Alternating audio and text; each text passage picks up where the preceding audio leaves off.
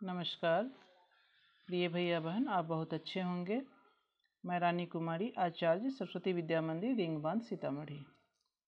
आज हम लोग कक्षा 10वीं के इतिहास विषय का अध्यापन करने वाले हैं।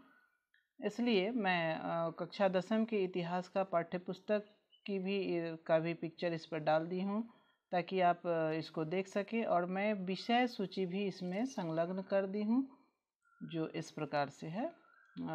इस साल हमें क्या क्या पढ़ना है उस चैप्टर को हमने डाल दिया है। सबसे पहला है भारत में राष्ट्रवाद। क्या पढ़ना है हमें? भारत में राष्ट्रवाद। यह इस साल का सबसे महत्वपूर्ण चैप्टर है। दूसरा यूरोप में राष्ट्रवाद, और तीसरा आधुनिक औद्योगिकरण का युग। चौथा मुद्रण संस्कृति और आधुनिक दुनिया। इस प्रकार से हम लोग इस चारों चैप्टर का अध्ययन करेंगे। हाफ ईयरली में प्रथम 2 चैप्टर पढ़ना है, भारत में राष्ट्रवाद और दूसरा यूरोप में राष्ट्रवाद का उदय। और ईयरली एग्जामिनेशन के लिए हमें चारों चैप्टर पढ़ना है, भारत में राष्ट्रवाद, यूरोप में राष्ट्रवाद, औद्योगिकरण और मुद्रण संस्कृति। चारों चैप्टर से एग्जाम में प्रश्न आएंगे। अब हम आगे देखते हैं कि आज हम किस चैप्टर की शुरुआत करने वाले हैं। तो चलिए, आज हम सबसे पहले जो शुरुआत करने वाले हैं वह है भारत में राष्ट्रवाद। आज हम लोग भारत में राष्ट्रवाद पढ़ेंगे। पहला चैप्टर हमारा है भारत में राष्ट्रवाद। वैसे पुस्तक में यह तीसरा चैप्टर है, लेकिन हम लोग इसको आज शुरू करने वाले हैं और आज इसी को पढ़ेंगे। तो चलिए देखते हैं राष्ट्रवाद क्या है, राष्ट्रवाद से हम क्या समझते हैं। राष्ट्रवाद क्या है?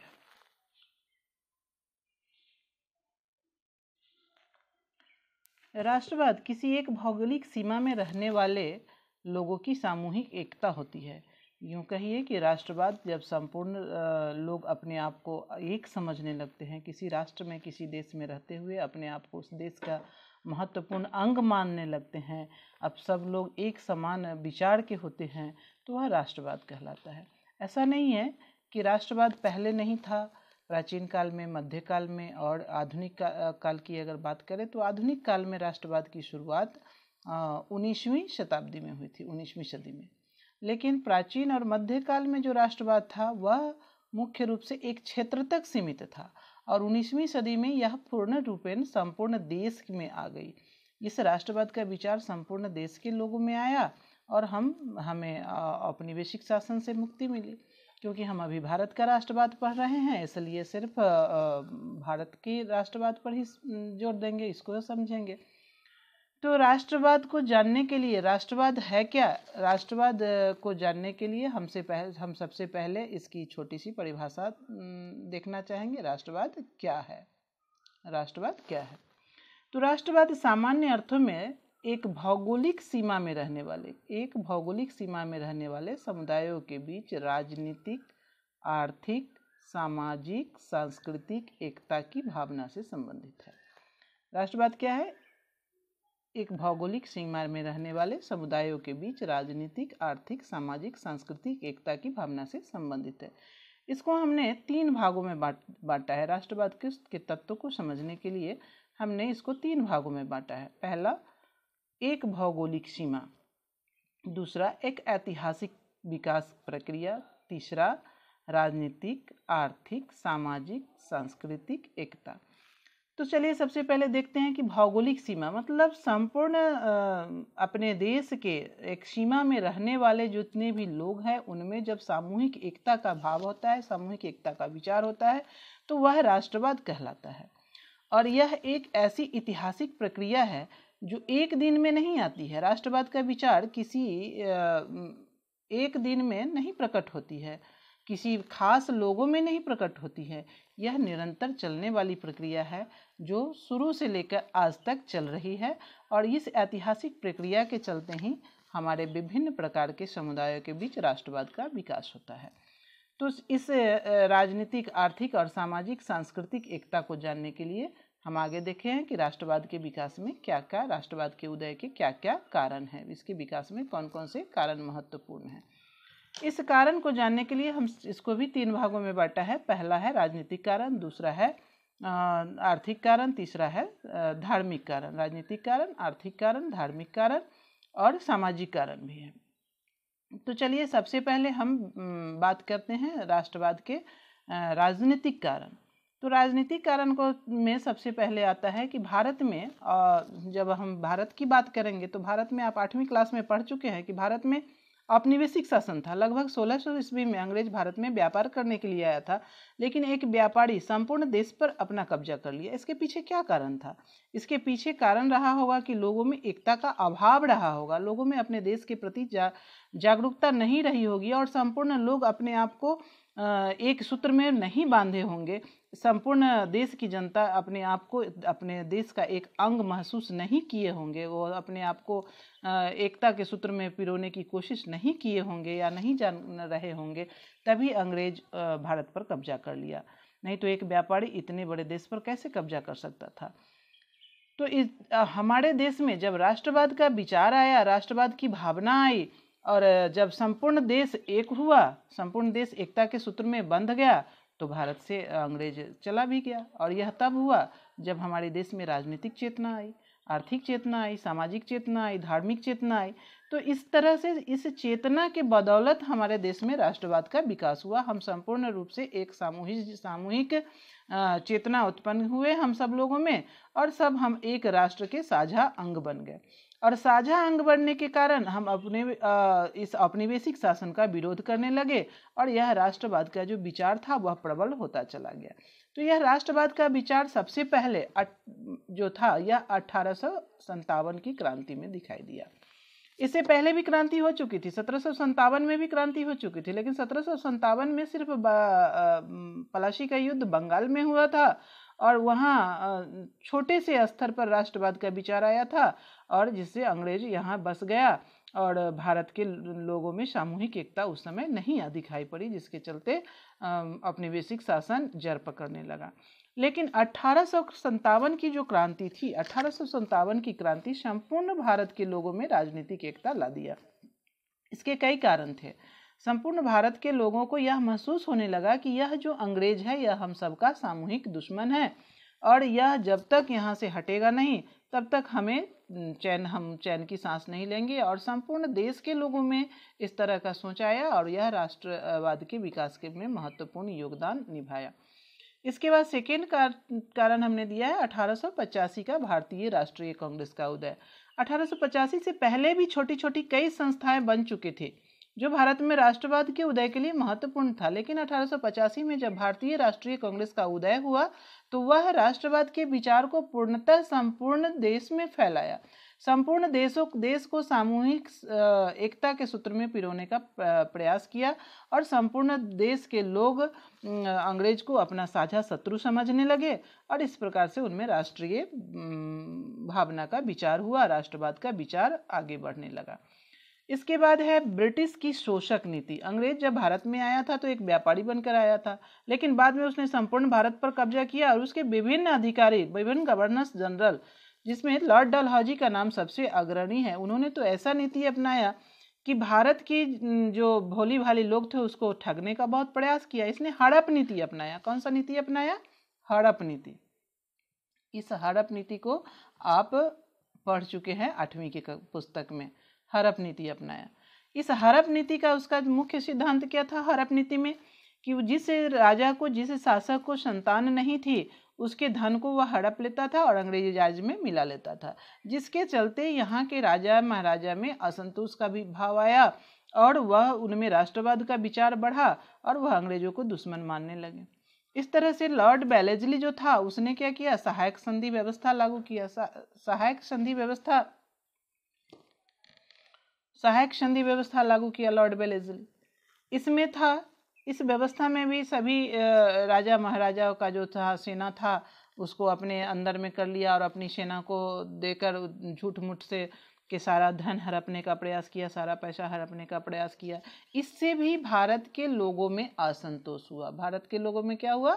असंतोष हुआ और इस ब्रिटिश शोषण के खिलाफ में लोगों में जागरूकता बढ़ी लोगों में अंग्रेजों के प्रति जो सोच थी वह दिन प्रतिदिन बदलने लगी और सबको लगने लगा कि यह जो अंग्रेज है यह हमारा दुश्मन है, इसको यहाँ से हटाना है। इसलिए लोगों में अपने राष्ट्र के प्रति प्रेम जागृत होने लगा और उस प्रेम के चलते लोगों में राष्ट्र का विचार आया और सब लोग अंग्रेजों को साधा शत्रु समझने लगे। इस तरह से अगर हम बात करते हैं आर्थिक कारण की, तो भारत में राष्ट्रवाद के विकास में दूसरा आर्थिक कारण भी सबसे महत्वपूर्ण कारण रहा है, क्योंकि किसी भी देश का विकास वहाँ की अर्थव्यवस्था से ही होता है। वहाँ का अर्थव्यवस्था अगर सही होता है तो देश विकसित होता है। लेकिन अंग्रेजों ने तो हमारे देश को खोखला कर दिया। वह आया था व्यापार करने के लिए और संपूर्ण देश की संपूर्ण क्षेत्र पर कब्जा कर लिया। उसने भारत के कृषि पर कब्जा कर लिया। भारत से कच्चा माल ले जाता था और तैयार माल भारत के बाजारों में बेचता था। जब कच्चा माल लेकर जाता था तो वह सस्ती कीमत पर ले जाता था, तैयार माल लाता था तो वह महंगा बेचता था। इस तरह से उसकी व्यापार तो काफ़ी सुदृढ़ होती चली गई, उसके पैसे तो काफ़ी, उसने पैसा कमाना शुरू कर दिया। लेकिन यहाँ के किसानों की स्थिति इतनी गंभीर हो गई, उसके तरह तरह के टैक्स लगाए जाने लगे। उस पर आप 8वीं की कक्षा में पढ़ चुके हैं। उसको कई तरह की उसके ऊपर कृषि संबंधित व्यवस्थाएं लागू की, रैयतवाड़ी व्यवस्था, महलवाड़ी व्यवस्था और अस्थाई बंदोबस्त। इससे किसान कर से इतने ज़्यादा दब गए जो वह अंग्रेजों के खिलाफ हो गए और उसके मन में असंतोष आया और उस असंतोष के चलते वह उनमें राष्ट्रवाद का विचार आया। और भी अगला कारण था यहाँ आर्थिक कारण में हम देखेंगे कि धन निकासी का सिद्धांत। दूसरा कारण था धन निकासी का सिद्धांत, मतलब विभिन्न प्रकार से भारत के धन को इंग्लैंड में भेजना। जब अंग्रेज भारत में आया था तो उस समय वह वहाँ से सोना चांदी लाता था और यहाँ से सामान खरीद कर ले जाता था। लेकिन जब बंगाल पर विजय किया तो उसने सोना चांदी भी लाना बंद कर दिया, बंगाल का पैसा और बंगाल का ही सामान वह इंग्लैंड भेजने लगा। इससे यहाँ के लोगों में काफ़ी असंतोष हुआ। हमारा ही पैसा, हमारा ही सामान सब भेज रहा है, अपनी अर्थव्यवस्था मजबूत कर रहा है और भारत खोखला होता जा रहा था, जिसके चलते यहाँ के लोगों में असंतोष हुआ। यहाँ के जितने भी उद्योगपति थे, यहाँ के जो छोटे छोटे उद्योग, लघु उद्योग में लगे हुए लोग थे, वो उनका भी उसने वह सर्वनाश कर दिया। उसके सारे उद्योग धंधे चौपट हो गए और अंग्रेजी सामान भारत के बाजारों में पट गया, जिससे यहाँ के जो छोटे लघु उद्योग थे, छोटे छोटे कामगार थे, वह सब मजदूर बनकर रह गए और इस तरह से उन सब में अंग्रेजों के विरुद्ध साझा शत्रुता उत्पन्न हुई और यह सब में राष्ट्रवाद का विकास हुआ और वह पुनः राष्ट्रवाद के निर्माण में महत्वपूर्ण कारण बना। अगला है सामाजिक कारण। राष्ट्रवाद के निर्माण में महत्वपूर्ण योगदान है सामाजिक कारण। जब अंग्रेज भारत में आया था तो वह फूट डालो और राज करो की नीति अपनाया था। आपने देखा था, पढ़ा है 8वीं की कक्षा में। सामाजिक और धार्मिक जो आंदोलन हुआ था भारत में आने के बाद, अंग्रेजों ने सबसे बड़ा नीति चलाया था धर्म परिवर्तन। यहाँ के जो जितने भी रीति रिवाज थे, यहाँ के जितने भी धर्म थे, यहाँ के जितने भी प्राचीन व्यवस्थाएं थी, उस सबको वह किसी न किसी माध्यम से तोड़ने का प्रयास किया और ईसाईयत पर जोर दिया, मतलब धर्म परिवर्तन पर जोर दिया, जो यहाँ के लोगों को मंजूर नहीं था। दूसरा है दयानंद सरस्वती का कहना था कि भारत जो है वह भारतीयों के लिए है, भारत सिर्फ भारतीयों के लिए है, यहाँ दूसरे का क्या काम। अंग्रेज भारत में आकर भारतीयों का शोषण कर रहा है, हमारे ही घर में, और हम ही पर शोषण कर रहा है, मेरा ही सब कुछ ले रहा है। इसलिए दयानंद सरस्वती का जो विचार था यह भारतीयों को बहुत पसंद आए और वह मन ही मन सोच लिया कि यह जो अंग्रेज है इसको यहाँ से भगाना है और हमें अपनी अधिकार प्राप्त करना है। और यह जो साझा विचार मन में आया लोगों को, तो इससे क्या हुआ कि भारत में राष्ट्रवाद का उदय हुआ।